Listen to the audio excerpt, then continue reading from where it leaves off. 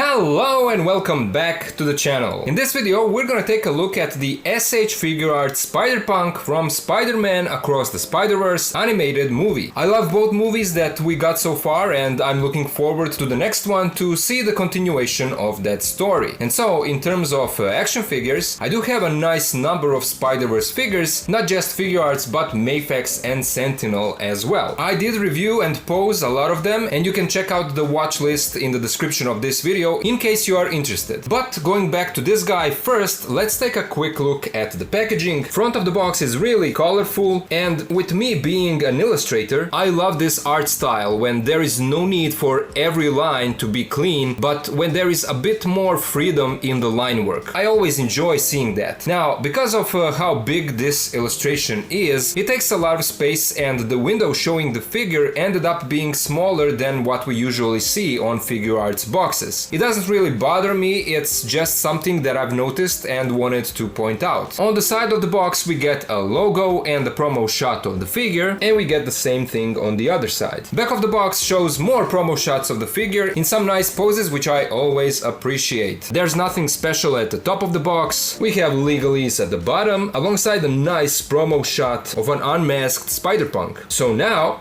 let's open it up.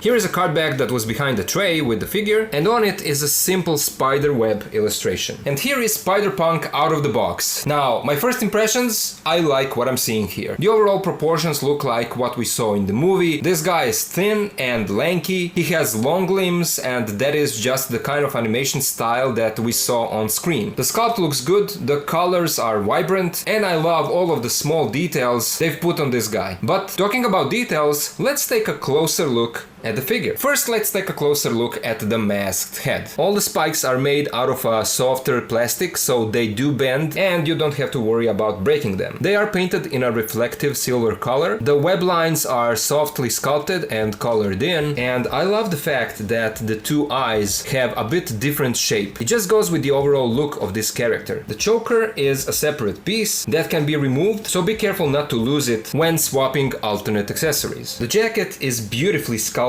and painted, and not just the badges but all the small silver details, the buttons and zippers, everything looks sharp and clean. And on the back there is a Spider-Punk logo that is kind of off-center, and that is again in line with the overall look of the character. In case you wanted to remove the jacket from this figure and repurpose it for something else, unfortunately you can't do that, at least without damaging the figure. The jacket is not removable, it is glued to the upper part of the torso, but it doesn't hinder the articulation. Blue undershirt has a torn look, and the same blue color continues on the arms and hands, where it represents web lines but looks more chaotic than that famous pattern that Spider-Man usually has. Arm bracelets also look good, but unlike the choker, these are not removable. Belt is nicely sculpted and it has blue straps hanging down. These are made out of a softer plastic so that they go out of the way when you pose the figure. His pants look amazing. They applied not just the spider web pattern, but all these doodles and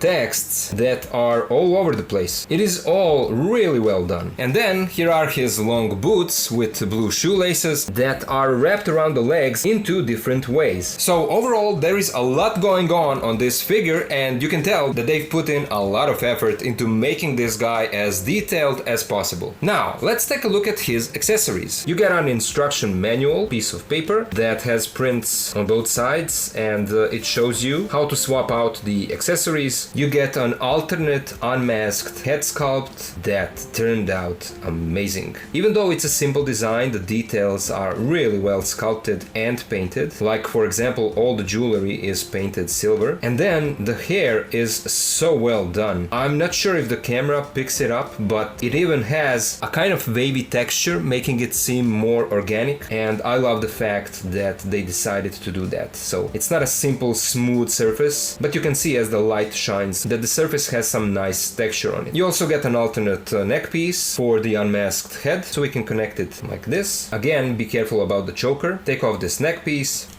put the choker back on, and connect everything back to the body. So now we have Spider-Punk with his alternate unmasked head, and this is a great look. Same as their Spider-Man 2099, Spider-Punk also comes with that small wrist device for traveling through dimensions, and it perfectly fits on the wrist. It is not loose, it is secured, but just in case, be careful when you are changing the hands so that you don't lose this small piece. He also comes with 7 pairs of hands. First pair are relaxed hands that are already on the figure, a pair of open hands, another pair of open hands, and I assume that these are like wall crawling hands, a pair of web shooting hands, even though this guy doesn't come with any web accessories, but if you're like me, then you probably already have some of the Spider-Man figures laying around, and you probably already have some of those web effects that this guy can borrow. We get a pair of grabbing hands, and then look at this, a pair of fisted hands. We were really missing the fisted hands with their Miles and Gwen releases. I'm not sure why these were not included with those two figures, but I'm glad to see that Spider-Punk got his fists. And then a final pair of hands are guitar playing hands, and this is probably the most important pair of hands that you can get with Spider-Punk. And then the final accessory is, of course, his guitar. And look at this amazing print that they did for this accessory. I mean, all of these small different things that are spread across the body of the guitar, I think that they really did a great job here. And you can see that we also have a little bit of that